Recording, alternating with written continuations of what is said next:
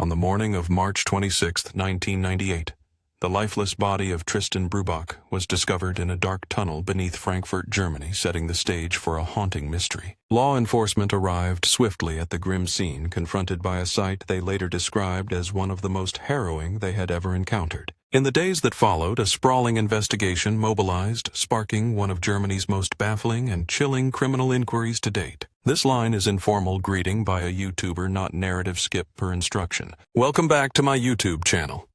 In today's video, I will discuss one of the most astonishing and enigmatic cases in the entire country of Germany. Without delay, we begin the unraveling of this dark tale. Born on October 3, 1984, Tristan Brubach grew up in Frankfurt, a bustling city in the German state of Hesse, home to over 750,000 residents. He was the sole child of a couple who had once intended to expand their family, though those plans never came to fruition for reasons unknown. Tristan spent his entire young life within the city's limits. His education began at Walter Kolk Primary School in the Hooks neighborhood before transferring after 5th grade to another school nearby. Both of Tristan's parents worked as salespeople in a local store. Family plans to relocate were abruptly altered by a devastating tragedy. Iris Brubach, Tristan's mother, struggled with addiction and took her own life in 1995, leaving her son only 10 years old. Her death cast a long shadow over both Tristan and his father. In the aftermath, Tristan and his father, Bernd Brubach, remained in Frankfurt, soon joined by Tristan's paternal grandmother. As a single parent, Bernd was forced to double his efforts to provide for his family.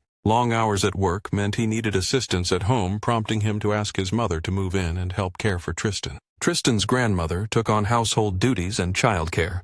Yet despite his youth, Tristan was remarkably self-reliant. He often roamed the neighborhood alone during afternoons and evenings, undeterred by the area's reputation for danger. He had also mastered public transportation, navigating the city with surprising independence. At home, Tristan kept mostly to himself. Hours were spent engrossed in video games, and he found comfort in caring for his pet rabbit, Hopful. Known for his gentle nature, Tristan was often seen petting every animal he encountered on the street. Neighbors described him as fiercely independent for his age. In an attempt to appear older and fit in with older kids, Tristan had even started smoking. Still, his efforts could not shield him from bullying and attacks by neighborhood youths who seemed to target him without cause. Despite his tough exterior, Tristan was known for a calm demeanor. His quiet nature was often perceived by peers as a vulnerability. On March 26, 1998, the final school day before Easter break, Tristan awoke around 8:00 a.m. He delayed getting ready, instead making a phone call to his father. Bernd Brubach had left for work early that morning around 4:30 a.m.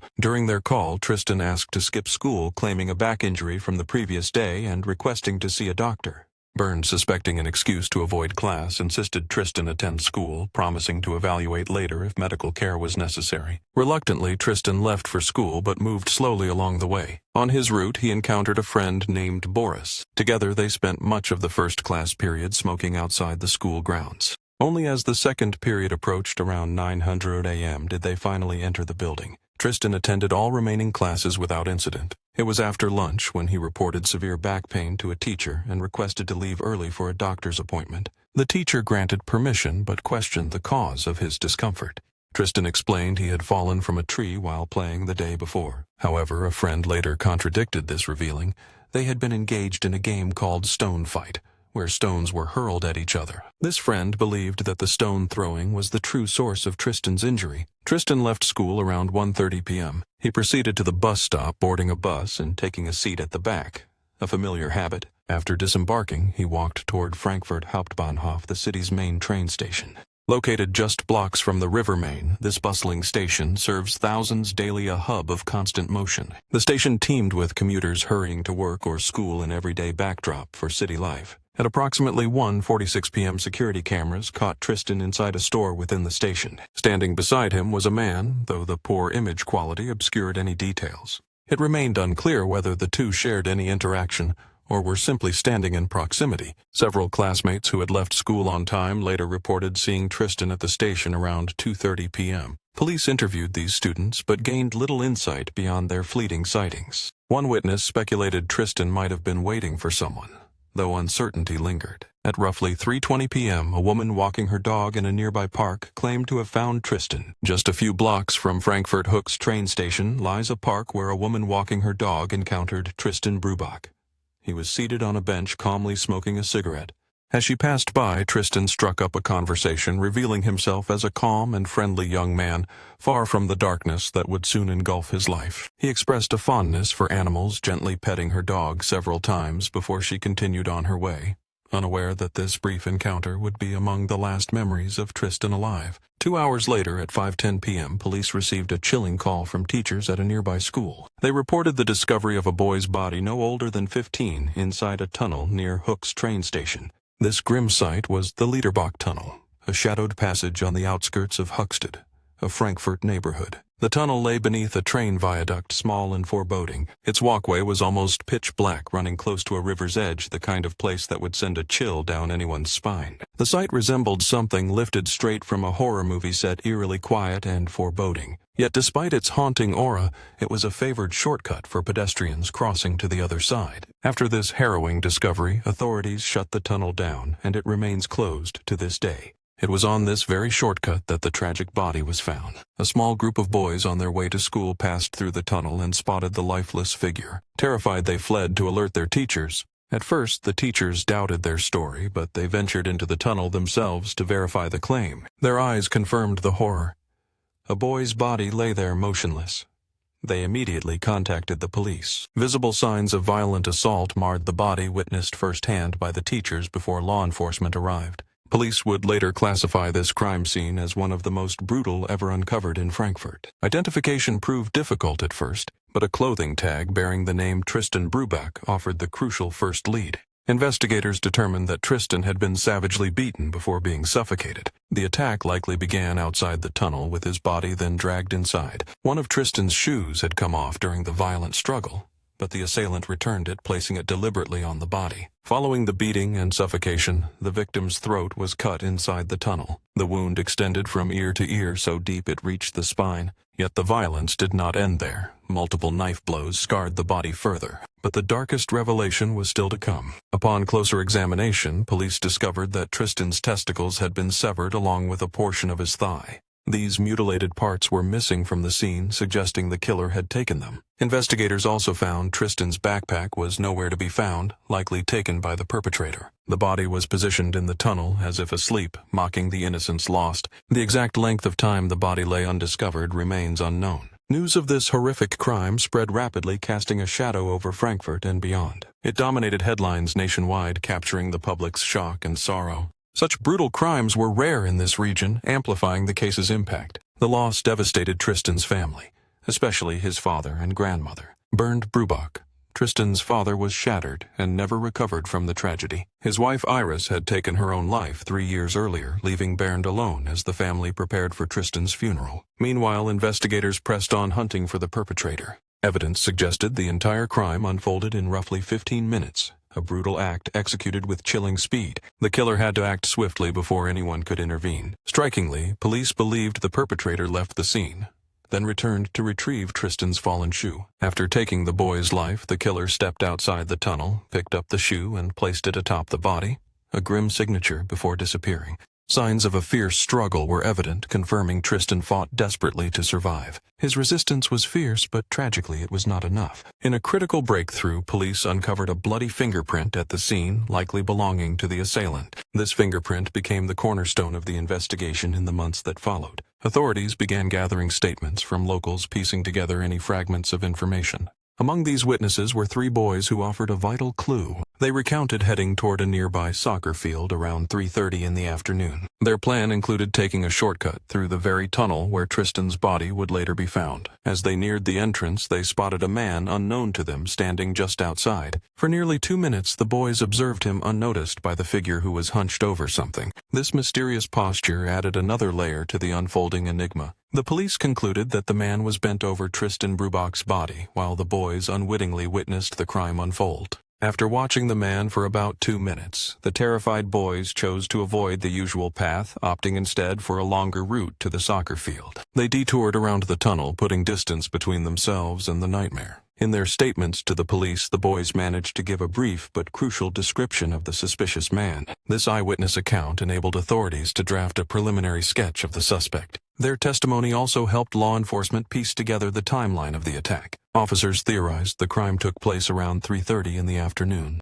This timing was shortly after a woman walking her dog in a nearby park had interacted with Tristan. Soon after, a local young woman reported seeing a strange man emerge from the tunnel at roughly the same time the crime occurred. Her description matched the one given by the boys heading to the soccer field, reinforcing the suspect's profile. Police later enhanced the sketch, refining it for greater accuracy based on witness accounts. They then produced a digital version of the suspect's image, which was widely disseminated to the public. According to all witness descriptions and the drawing, the suspect stood about 5 feet 7 inches tall, was thin, and had long blonde hair that appeared tangled with some strands braided.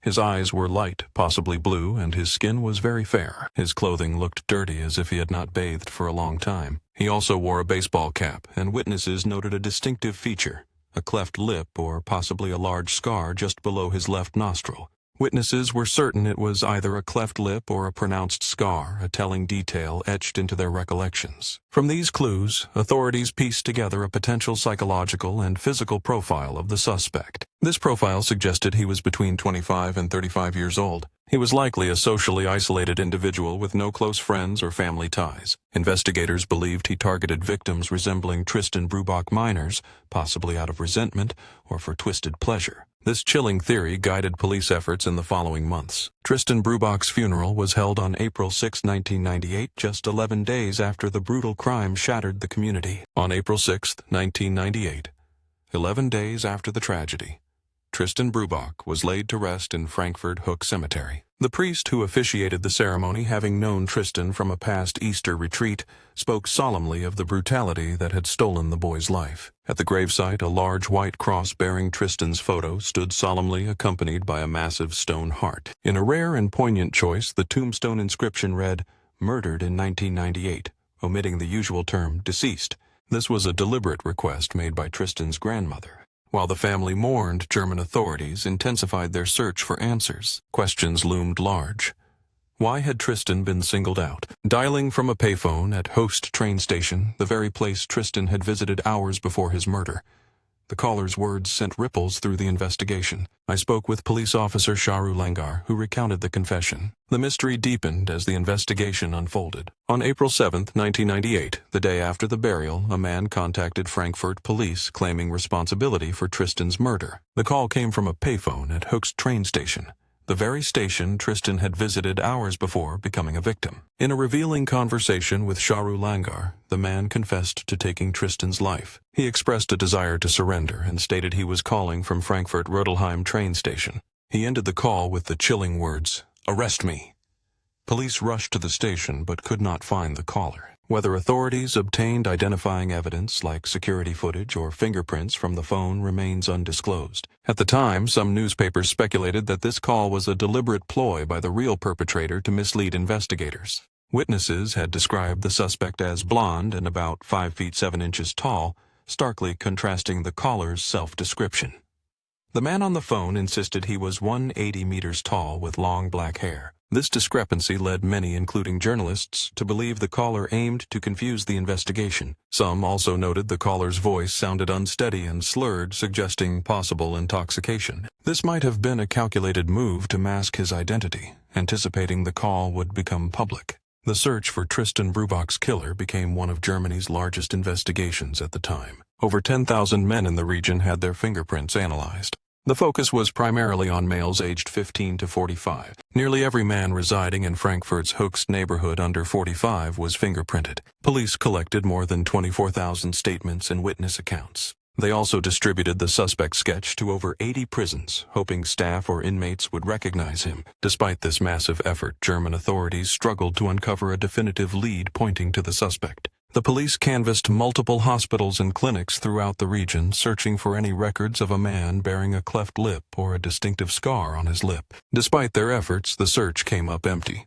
Throughout the investigation, all evidence gathered by the officers was meticulously preserved, most notably the blood sample recovered from the crime scene. Though DNA analysis was still in its infancy compared to today's standards, authorities understood that this genetic material could one day reveal the culprit's identity. The collected evidence was shared widely, reaching agencies such as the German Federal Police Interpol and the FBI's Behavioral Analysis Unit, all hoping for a breakthrough. Yet no new leads emerged to point investigators toward the person responsible for this heinous crime. Nearly a year later, in March 1999, Tristan Brubach's backpack was discovered deep in a forest about 16 miles from where the crime had occurred. Inside the backpack, police found a road map of Germany, but it was printed in Czech. Since Tristan neither spoke nor understood Czech, investigators inferred that the map likely belonged to the assailant rather than the victim. Once this detail became public, a witness stepped forward with a crucial account. The witness recalled hiking through the very forest where the backpack had been found on the day of the crime.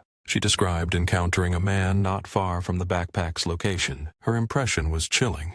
The man appeared deeply disturbed. He muttered strange tales claiming service in the French Foreign Legion and speaking oddly about a lost flock of sheep. The witness also reported that he said he had recently arrived from the Czech Republic to Germany. Piecing together her testimony, the police grew confident they had finally found the man they had been hunting for over a year. But their hopes were dashed when German authorities reached out to their French counterparts. French officials identified the man as an active legionnaire who was serving in the military at the time the crime occurred. This alibi effectively ruled him out as a suspect. French authorities supported their claim with medical documents proving his military service during that period. Faced with this dead end, the police were forced to retreat and resume their search from the beginning. In October 1999, a grim discovery awaited Tristan Brubach's grandmother at his gravesite. Vandals had desecrated the boy's grave, digging into the earth but failing to reach the coffin, leaving the grave open and vulnerable. The timing and duration of this violation remain unknown. Although police conducted a brief inquiry, they never identified who was behind the desecration. As the investigation dragged on without answers,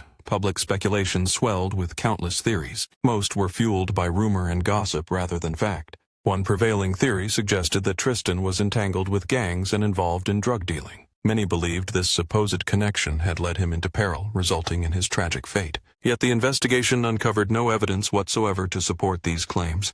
Another rumor posited that Tristan had relationships with older men in exchange for money. This allegation, like the others, was thoroughly disproven by police findings. In truth, these stories were mere whispers without substance. Later, a woman residing in the United States reached out to German authorities, convinced she knew the identity of the perpetrator. For months, she fed investigators tips and information, keeping herself deeply involved in the case. However, it was soon uncovered that the person she accused was her ex-boyfriend, entirely unrelated to the crime. Her motive was clear: revenge.